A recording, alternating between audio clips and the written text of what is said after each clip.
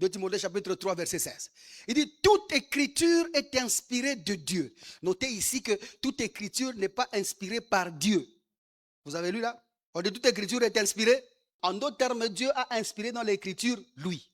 Au commencement était la parole. La parole était avec Dieu. La parole était Dieu. Dans les Écritures, Dieu y a inspiré Dieu. 1 Jean chapitre 5 verset 20, il dit, lorsque Jésus ressuscite, il est revenu afin que nous ressuscitions la compréhension, les facultés de compréhension. Car c'est lui, Jésus, le Dieu véritable. Donc dans les Écritures, Dieu y a inspiré lui.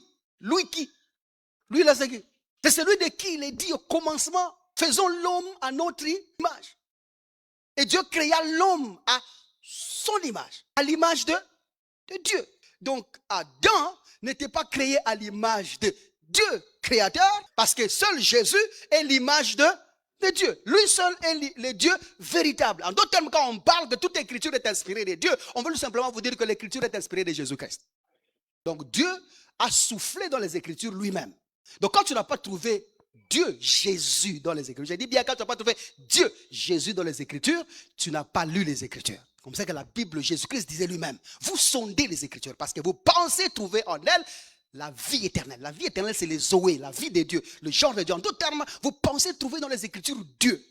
Et Jésus dit, mais ce sont elles qui rendent témoignage de moi. Qui suis-je, moi, à qui on rend témoignage? Je suis le Dieu que vous cherchez.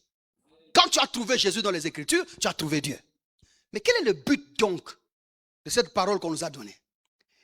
On n'a pas dit que les Écritures sont utiles. Ici, nous parlons de l'inspiration. Dieu qui est utile pour être enseigné. Tout ce qui est dans les Écritures n'est pas utile à être enseigné. Mais c'est l'inspiration de Dieu dans les Écritures qui est utile à être enseignée. C'est clair jusque-là? Et c'est l'inspiration de Dieu dans les Écritures qui est utile à convaincre ou pour corriger, pour instruire. Mais il instruit de quelle manière? Il dit dans la justice, afin que l'homme de Dieu soit accompli et propre à toute bonne œuvre. En d'autres termes, la bénédiction que nous avons reçue d'Abraham là, ce ne sont pas les choses, mais c'est la justification par la foi dans la puissance de Dieu. L'évangile qui est la puissance de Dieu qui nous a été annoncé, c'est ce qui a causé par la foi dans cet évangile-là que nous sommes justifiés devant Dieu. La bénédiction d'Abraham, c'est donc la justification par